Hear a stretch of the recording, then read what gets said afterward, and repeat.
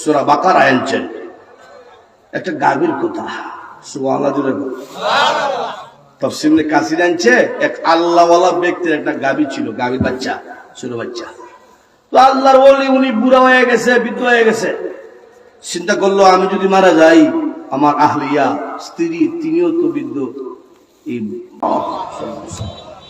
যেই কথা বলতেছিলাম আল্লাহর ওলি বৃদ্ধ হয়ে গেছে, ওনার স্ত্রীও বৃদ্ধ, ওনার একটা ছোট্ট ছেলে আছে। এই ছোট্ট ছেলে তো গাভীর বাচ্চা রাখালি করতে পারবে না। তাই আল্লাহ ওলি গাভীর বাচ্চা নিয়ে গেছে জঙ্গলে। এই জঙ্গলের মালিক, এই আসমান জমিনের মালিক, তোমার কাছে আমার গাভীর বাচ্চা আমানত রেখে গেলাম। আমার ছেলে যখন বড় হইব আমার আমানত আমার ছেলের হাতে পৌঁছে দিও। আরেকটু জোরে কোন, আরো জোরে। আল্লাহর ওলি কিছুদিন পরে মারা গেছে, ছেলেটা দিন বড় হইতেছে।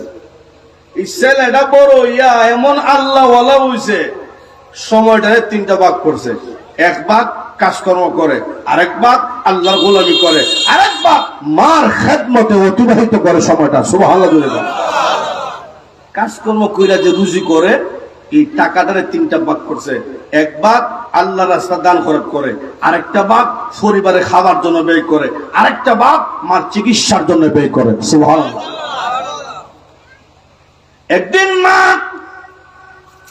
যুবককে ডাক দেখায়, আদরের সন্তান তুমি যা রুজি করো সব শেষ হয়ে যায়, তাকে না। আমার কলেজা তোমরা সন্তান, তোমার বাবা একটা গাভীর বাচ্চা জঙ্গলে আল্লাহর কাছে আমানত রাখছিল। রশ্মি নিয়ে যাও, জঙ্গলের মধ্যে গিয়া ডাক দিবা আমার বাবার আমানত কোথায়। রশ্মিটা বাঁধিয়া তুমি আনবা আমার কাছে।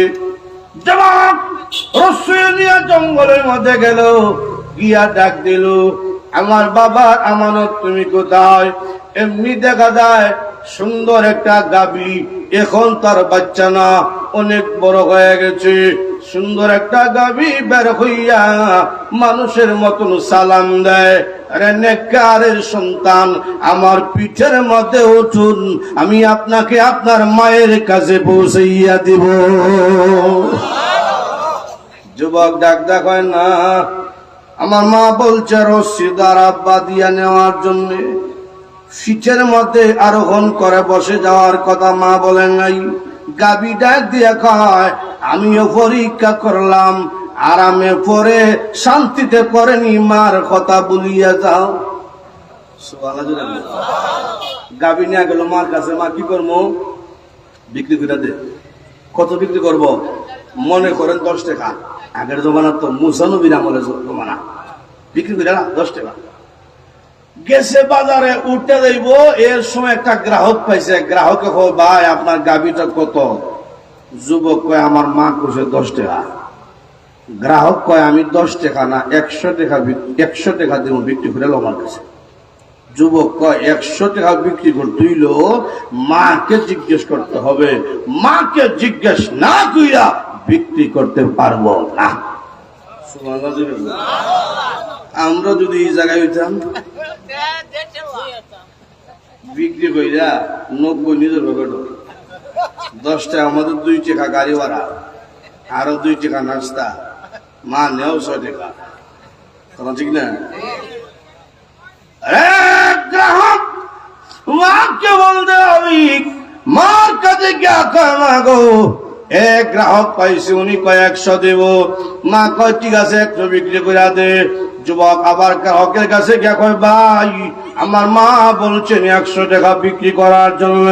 এখন গ্রাহক কয় 100 নয়, আমি দিব 200। সুবহানাল্লাহ। গ্রাহক কয় 200 বিক্রি করতে হইল মাকে জিজ্ঞেস করতে। সুবহানাল্লাহ। মা উনি আবার 100 টাকা বাড়ছে, কিতা করবো গো? মা হয় বিক্রি করে লা। ভাই আমার মা কইছে 200, এখন বেটা কয় 300 টাকা দিব। যুবকের দমক মনে কয় 100 বাড়তে পারে না, আসলে এখন আর 100 বাড়ে। মা উনি তো আর 100 বাড়ছে। মা কয় এইরকম কাস্টমার গ্রাহক দুনিয়ার হতে পারে না। দুনিয়ার মানুষের নিয়ম হইল কত কম মূল্যে কিন্তু আর এই চিন্তা। যা যা বলবে আমার কাছে আসার জন্য। সুবহানাল্লাহ জোরে যুবক ওই ব্যক্তির কাছে গিয়ে বললো, হ্যাঁ ফটিক, আমার মা বলছে আমার কাছে যাওয়ার জন্য। এই পথে গিয়া কইল, মা গো মা, আমি দুনিয়ার কোনো গ্রাহক না, দুনিয়ার কোন ব্যক্তি না গো মা, আমি হইলাম আল্লাহ রাব্বুল আলামিনের রহমতের ফেরেশতা। আল্লাহ মানে পাঠাইছে তোমার এই গাভী বিক্রির মাধ্যমে তোমার সন্তানের চিরদিনের জন্য অভাব দূর করার জন্য। সুবহানাল্লাহ জোরে বলো। একটা কাফেলা আইতাছে তোমার গাভী কিনবে, তুমি দাম বলবা না, বিক্রি করবা না যতক্ষণ পর্যন্ত আমি না বলবো। সুবহানাল্লাহ জোরে বলো।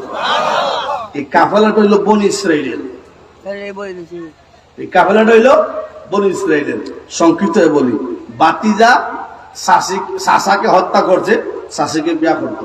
নাউজুবিল্লাহ জোরে বলো। চাচাকে হত্যা কইরা হেউই মিছিল দে, আমার চাচারে মারলো কে, হত্যা করলো কে, বিচার চাই, বিচার চাই। বিচার গেছে মুসা নবীর কাছে, আপনি বিচার করে দেন। মুসা নবী বলে, সাক্ষী আসেনি, কথা সাক্ষী না, আপনি আল্লাহর কাছে প্রশ্ন করেন, আল্লাহ রায় দিব। মুসা নবী আল্লাহ কি বিচার করবো? আল্লাহ একটা গাভী জবাই কইরালাম, গাভী জবাই কইরা গাভীর এক টুকরা গোস্ত মুর্দার শরীরে লাগাইয়া দিলে মুর্দা জিন্দা হইয়া কইব কে তারে হত্যা করছে। এটা তো বেতমি দুষ্ট জাতি বলিস নাই। আল্লাহ কইছে গাভী জবাই কইরালাম। তারা কয় গাভীর রং কিতা হইতো, গাভীর বয়স কিতা হইতো, গাভী ক্ষয় দাঁতের হইতো, বিভিন্ন প্রশ্ন করা যখন শুরু করছে, আল্লাহ পাক ওই যুবকের গাভীর কথা কইয়া দিছে। ওই যুবকের গাভীর যত গুণ সব বইলা দিছে। এখন এই রকম গাভী এই যুবকের গাভীর মতন দ্বিতীয় আরো একটা পৃথিবীর মধ্যে নাই। কিন্তু গেছে কাফেলা মহিলার কাছে গিয়া কয়, মা আপনার গাভীর মূল্য কত? মহিলা কয়, তোমরাই হোক, আমি কইতাম না। মনে করেন তারা কইছে 10,000 টাকা। মহিলা হচ্ছে কয়, এটা আমার গাভীর লেজের দামও কইছ না। 20,000 টাকা ঠেঙ্গা দামও কইছ না। 30,000 হইতো না। তারা দূরে গিয়ে একটা সিদ্ধান্ত করে চূড়ান্ত হয়েছে না। আমরা এখন মহিলারে গিয়া বলবো, গাভীর পেট কেটে বুড়োল ভালাইয়া পেটের মধ্যে যত স্বর্ণ জমা হবে ততটুকু স্বর্ণ দেওয়া হবে। এখন যদি মহিলা গাভীরারে দেয় দিল, না দিলে আমরা চলে যাইমু। এই যখন যাইতেছে এই ফাঁক দিয়া ফেরেশতা আয়া কয়, মহিলা এখন আসলে দেয়া দিয়েন। সুবহানাল্লাহ। কারণ তারা চূড়ান্ত ফায়সালা লইয়া আইতেছে। তারা গেছে কি এখন, না আপনার গাভীর পেট কাটটা বুড়োল ভালাইয়া পেটের মধ্যে যতটুকু স্বর্ণ জমা হবে সব স্বর্ণ যা দিমু। এখন দিবেন নিকন। মহিলা ডাক দেখো, তোমরা বারবার আইতাছো, কতবার ফিরত দেওয়া যায়? সুবহানাল্লাহ। ফেরেশতা চলে যায়। মহিলা ডাক দেখো, রহমতের ফেরেশতা। একটা গাভীর মূল্য এত বড় স্বর্ণের চাকা, কারণ কি? ফেরেশতা ডাক দেখো, আল্লাহর বান্দী গো, তোমার সন্তান বড় হইয়া আল্লাহর পাওনা আদায় করেছে, শিরিক করে না, আল্লাহর গোলামি করে, জিকির করে, নামাজ পড়ে। ও আল্লাহর বান্দী, তোমারও পাওনা আদায় করে, আল্লাহর পাওনা আদায় করেছে, তোমারও পাওনা আদায় করে, চিকিৎসার প্রয়োজন হলে চিকিৎসা করায়, খেদমত করে, ইজ্জত করে, সম্মান করে। এই জন্য মহান আল্লাহ রাব্বুল আলামিনের ইচ্ছা হইল একটা গাভীর মাধ্যমে অভাব দূর করা। তাফসীর ইবনে কাসিরের মধ্যে উল্লেখ করা হয়েছে, এই যে অভাব দূর হইল, মৃত্যুর আগে এই যুবকের সাথে আর কোনোদিন অভাবের দেখা হয় নাই। ধনী হতে চান, মা বাবার খেদমত করেন। সম্মানী হতে চান, মা বাবার খেদমত করেন। খেদমত করবেন ইনশাআল্লাহ। মা বাবা কষ্ট দিব না বলে ইনশাআল্লাহ। কষ্ট দিবেন, আপনি কষ্ট পাবেন। কথা বলছি কিনা? আরো জোরে এখন ঠিক না? এটা দুনিয়ার নিয়ম। আপনি মা বাবাকে সম্মান দিবেন না, আপনার সন্তান ও বড় হয়ে সম্মান দিবেন। এটাই স্বাভাবিক। কথা বলছি কিনা? এক ছেলে বাবার হাত পা রশ্মি দ্বারা বাইন্দিয়া বস্তার ভিতরে ঢুকে দিছে। যুগাইয়া গেছে গা জঙ্গলে ফালাইতো। যখন জঙ্গলে ফালাই দিব, বস্তার ভিতর থেকে বাবা কইতাছে, ছেলে রে কোন গর্তের মধ্যে ফালাইবে, গর্তটা দেখাইছে। গর্ত দেখাই তোমার দূর মারতা ধরবে, এটা হাত পা বান্ধা আছে, খালি দেখতাম কোন গর্ত। এখন দেখা যায় বস্তার মুখ খুলছে, থাকিয়া দেখে ওই গর্তের মধ্যে ছেলে আনছে ফালাইতো, যে গর্তের মধ্যে বেটার বাপ ভেন্না ফালাইছি। বাবা কয়, ছেলে রে তোর ভাবটা দূরে রে বাবা, এই গর্তের মধ্যে আমার ফালাইছ না। কেন? এই গর্তের মধ্যে তোর দাদারাই নাই ফালাইছিলাম। আব্বা জানগা আর ফালাইতাম না।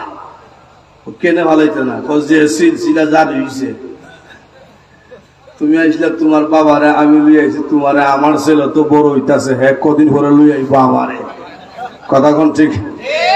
এই জন্য আল্লাহ পাওনা আদায় করবো, শিরক করবো না, আল্লাহর গোলামি করবো। 2 নম্বর হলো মা বাবার ইজ্জত করবো, মা বাবাকে কষ্ট দিব না, মা বাবাকে সম্মান করবো।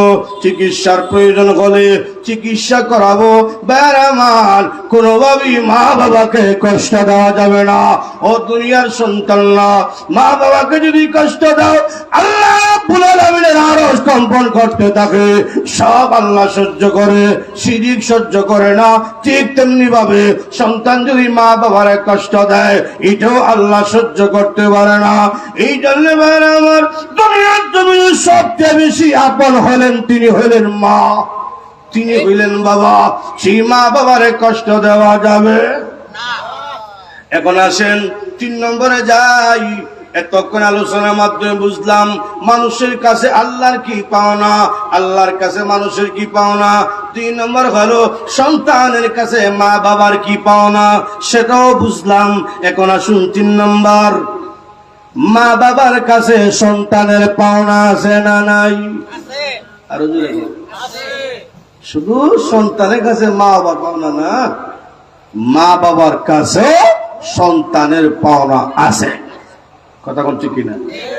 সন্তান যখন ভূমিষ্ঠ হয়, 1 নম্বর পাওনা হইল সন্তানের মা বাবার কাছে। সন্তানের এক কানে আজান দাও আর এক কানে ইকামত দাও, এটা হইল সন্তানের পাওনা মা বাবার কাছে। সুবহানাল্লাহ। 2 নম্বর পাওনা হইল সন্তানের একটা নাম রাখবা, সুন্দর নাম, যে নাম শুনলে বোঝা যায় এটা যে মুসলমান। কথা বলতে কি? নবীগণের নামের সাথে নাম মিলাইয়া রাখো, অথবা আল্লাহর সিফতির নাম রাখো, অথবা সাহাবায়ে কেরামের নামের সাথে নাম মিলাইয়া রাখো, অথবা এমন নাম রাখো রে উম্মত, এমন নাম রাখো যে নাম শুনলে বোঝা যায় এটা মুসলমানের সন্তান। আজকে এমন নাম রাখছে, ছেলের নাম রাখছে পাপ্পু, আছে না নাই? পাপ্পু নামের অর্থ হইল আদরের কুত্তার বাচ্চা। নাম রাখছে রতন, আর একটা নাম রাখছে সফল, মেয়ের নাম রাখছে প্রিয়াঙ্কা, আছে না নাই? মেয়ে জন্মগ্রহণ করছে, তুই ইমাম সাহেবকে নিছে, ইমাম সাহেব একটু দোয়া করেন, মেয়ের একটা সুন্দর নাম রাখা দেন। ইমাম সাহেব খাইয়া সুন্দর একটা দোয়া কইরা কইল, রাখল আপনার মেয়ের নাম মরিয়ম। কোরআনের আয়াত আছে, সূরার নামও আছে। মরিয়ম এমন একজন মহিলা, সেই মহিলা দুনিয়ার জমিনে বসে বসে জান্নাতের খাবার খেয়েছে। বরকতি মহিলা, বরকতি নাম না হুজুর, এই নাম তো ফুরান নাম, নতুন নাম কোন শর্টকাট রাখলাও সুইটি। জি, এটা ঠিক আছে, সুইটি বেবি চেস্কি, এটা আমরা কাছে ভালো লাগে। মুসলমান সন্তানের 3 নম্বর পাওনা হইল মা বাবার কাছে। 2 নম্বর পাওনা সন্তানের ভালো একটা নাম রাখবা। সুবহানাল্লাহ জুড়ে কর। 3 নম্বর পাওনা হইল মেয়ে যদি হয় নিম্ন 15 বছর অথবা 13 বছর, ছেলে যদি হয় নিম্ন 18 বছর পর্যন্ত, এই ছেলে এই মেয়েকে ইলমে ওহির জ্ঞান কোরআনের শিক্ষায় শিক্ষিত করবা, এটা হইল মা বাবার কাছে সন্তানের পাওনা। সুবহানাল্লাহ জোরে বলো। তোমার সন্তানকে কোরআনের শিক্ষা শিক্ষিত করবা। আপনার সন্তানকে ডাক্তার বানান, ইঞ্জিনিয়ার বানান, ব্যারিস্টার বানান, ইসলাম নিষেধ করছে না। মুসলমানের সন্তানের সর্বপ্রথম যে শিক্ষা, এই শিক্ষার নাম হইল কোরআন শিক্ষা। কথা বল ঠিক না? এটা হইল মা বাবার কাছে সন্তানের পাওনা। মা বাবার কাছে সন্তানের পাওনা, আগে পাওনা আদায় করব। কথা কোন ঠিক কিনা? সন্তানকে, ছেলেকে, মেয়েকে কোরআনের শিক্ষা শিক্ষিত করবেন ইনশাআল্লাহ। হাত উঠিয়া বলে, হাত উঠাইয়া। আল্লাহ সকলকে আলেম হাফেজের বাবা হিসাবে কবুল করেন, সকলে বলি আমিন। আরো জোরে করে আমিন। আপনার সন্তানকে কোরআনের শিক্ষা শিক্ষিত করলে 1 নম্বর হইল আপনি হক আদায় করলেন তার, 2 নম্বর হইল আপনার লাভও আছে। সুবহানাল্লাহ জোরে বলেন। নুরউদ্দিন গহরপুরী রাহিমাহুল্লাহ, নাম শুনছেন না মুরব্বীরা? গহরপুরী হুজুর, উনি বলতেন আলেম হইতে পারছো না তো কিতা হইছে, আলেমের বাবা হও। সুবহানাল্লাহ জোরে বলেন। আলেমের বাবা হওয়ার সুযোগ নাই, আলেমের শ্বশুর হও, এটারও সুযোগ নাই। মাদ্রাসাকে ভালোবাসো, মাদ্রাসার উলামায়ে কেরামকে ভালোবাসো, উস্তাদকে ভালোবাসো, ছাত্রকে ভালোবাসো। কিয়ামতের কঠিন ময়দানে আল্লাহ রাব্বুল আলামিনের সামনে কোরআন ওয়ালা হয়ে দাঁড়াতে পারবা। সুবহানাল্লাহ। তুই একটা